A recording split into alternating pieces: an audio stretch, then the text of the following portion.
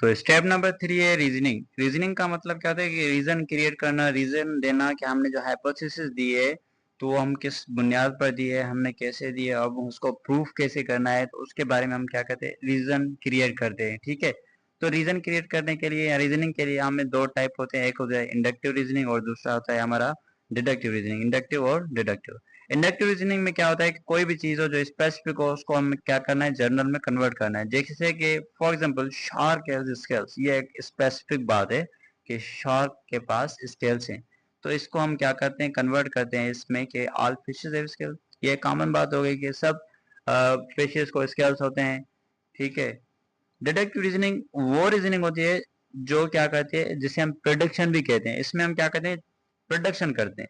ठीक है, ये जनरल से कोई भी स्पेसिफिक बात करते हैं। ठीक है, तो इसको हम उल्टा करके लिखेंगे तो ये डिडक्टिव रीजनिंग हो जाएगी। खासतौर पर क्या होता है, डिडक्टिव रीजनिंग जो होती है उसमें इफ और देन सेंटेंस जो स्टेटमेंट में हम लिखते हैं तो उसमें इफ और देन दोनों आ जाते हैं। फॉर एग्जाम्पल मलेरिया के टाइम पर जो लेवरेंस साइंटिस्ट ने किया था, जो रीजनिंग दी थी, वो डिडक्टिव रीजनिंग क्या थी कि if plasmodium is a cause of malaria, अगर मलेरिया का काज जो है वो प्लाज्मोडियम है, then all malarial patient should have plasmodium in their blood. तो मलेरिया के जो भी पेशेंट है उन सब के ब्लड में क्या होना चाहिए, प्लाज्मोडियम होना चाहिए।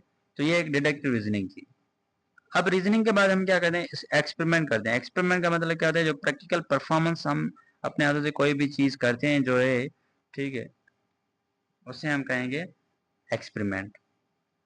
एक्सपेरिमेंट जो होती है वो हमारे इंडक्टिव या डिडक्टिव रीजनिंग के बुनियाद पर होती है, जिसमें हम क्या करते हैं, जो हाइपोथेसिस है उसको हम फाल्सिफाई करते हैं और वेरीफाई करते हैं।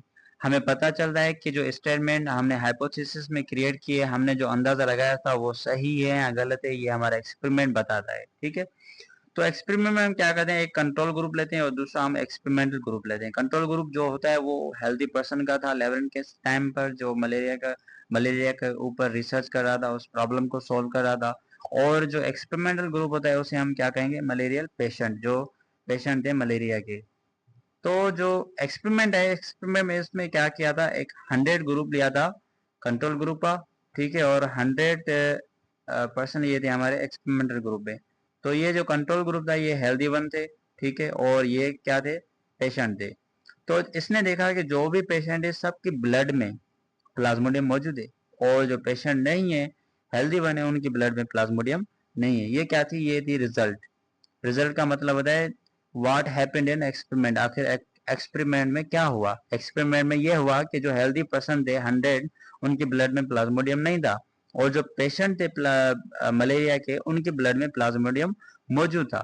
फिर हम आते हैं कंक्लूजन के ऊपर। कंक्लूजन क्या होती है कि जो समरी हम लिखते हैं, हमने बायोलॉजिकल मेथड इस्तेमाल करके जो भी उसके स्टेप इस्तेमाल किए हैं और जो प्रॉब्लम था उसका हमने क्या रिजल्ट निकाली है। ठीक है, तो उसे हम क्या कहेंगे, कंक्लूजन।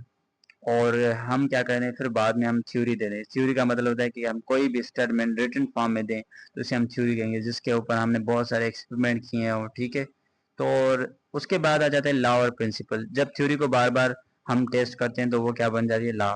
और एक बात होनी और दूसरी होती है लॉ में कि वो मैथमेटिकल स्टेटमेंट को हम सपोर्ट करते हैं। ठीक है, लॉ में जो थ्योरी की स्टेटमेंट होती है, ठीक है, वो हम क्या करते हैं, मैथमेटिकल इसको सपोर्ट करते हैं और उसके ऊपर बहुत सारे एक्सपेरिमेंट उसको प्रूफ करते हैं, मैथमेटिकली प्रूफ करते हैं। जब थ्योरी मैथमेटिकली प्रूफ हो जाती है तो वो लॉ बन जाती है। ठीक है, लेकिन बायोलॉजी में इतने ज्यादा लॉ नहीं है। ठीक है, क्योंकि वो जो लिविंग ऑर्गेनिजम्स की नेचर है वो पुजलिंग है। ठीक है,